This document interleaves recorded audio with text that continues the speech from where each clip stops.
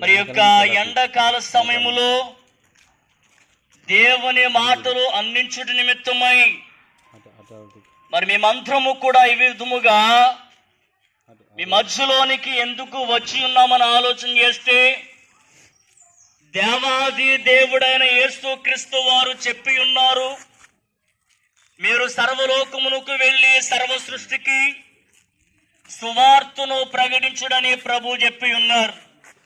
అవునండి, ప్రభు చెప్పినటువంటి ఆజ్ఞ ప్రకారము, మాట ప్రకారము దేవుని మాటలు అందించుట నిమిత్తమై ఈ ఎండ సమయములోను మీ మధ్యకు వచ్చి ఉన్నాము. మరి మా యొక్క బిడ్డలు మీ ప్రతి గృహానికి ప్రభును గుర్చినటువంటి కరపత్రికలు తీసుకుని వస్తూ ఉన్నారు. కొద్ది నిమిషాలు ఈ మాటలు ఆలకించవలసిందిగా ప్రేమతో మనం చేస్తూ ఉన్నాం. గమనించండి, దేవాది దేవుడైన తండ్రి అయినటువంటి దేవుడు సర్వ మానవాళిని ఆశీర్వదించుట నిమిత్తమై తాము కలిగి ఉన్న పాపముల నుంచి, శాపముల నుంచి విమోచించి నిత్య మోక్ష రాజ్యములోనికి చేర్చుట నిమిత్తమై తన అద్వితీయ కుమారుడైన యేసుక్రీస్తు వారిని లోకమునకు అనుగ్రహించుకున్నాడు.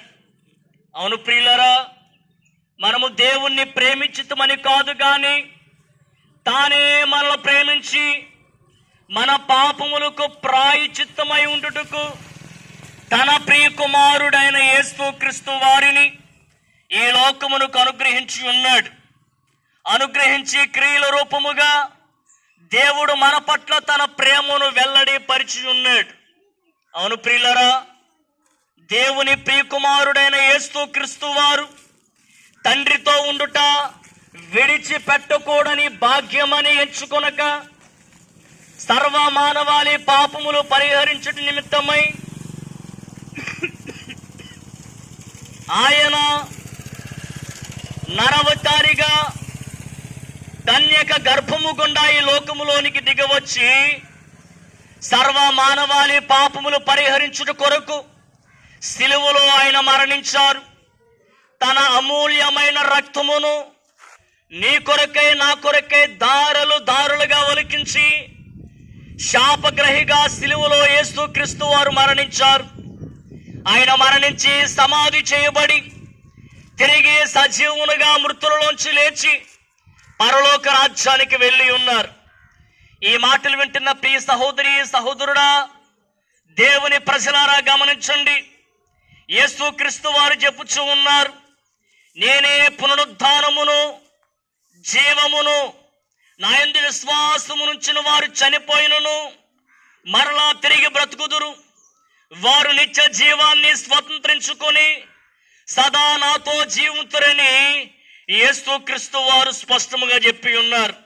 అవును ప్రియులరా, ఈ లోకంలో మానవులమైన మనము మరణించిన వారు మరణించినట్లుగా మన సమాధులలో ఉండమని, మరణించిన మనమంతా తిరిగి లేవలసిన ఆవశ్యకత ఉన్నదని, యేసుక్రీస్తు వారు మరణించి తిరిగి సజీవుడుగా మృతులలోంచి లేచి ఈ లోకానికి పునరుద్ధాన విషయమైన సాక్ష్యాన్ని అనుగ్రహించి ఉన్నారు. ఈ మాటలు వింటున్న ప్రియ దేవుని ప్రజలారా గమనించండి. ప్రభువు అని యేసుక్రీస్తు వారు సర్వ మానవాళి కొరకు ఆ యొక్క సిలువలో చేసిన పుణ్య కార్యాన్ని ఎందరైతే విసర్జిస్తూ ఉన్నారో, ఎందరైతే ఆయనను తమ స్వంత రక్షకునిగా ప్రభువుగా దేవునిగా అంగీకరిస్తూ తమ హృదయం నందు చేర్చుకుంటూ ఉన్నారు, వారు ఎట్టి కర్మ పరులైనను యేసుక్రీస్తునందరి విమోచనము ద్వారా ఉచితముగా నీతిమంతులుగా తీర్చబడుచు ఉన్నారు.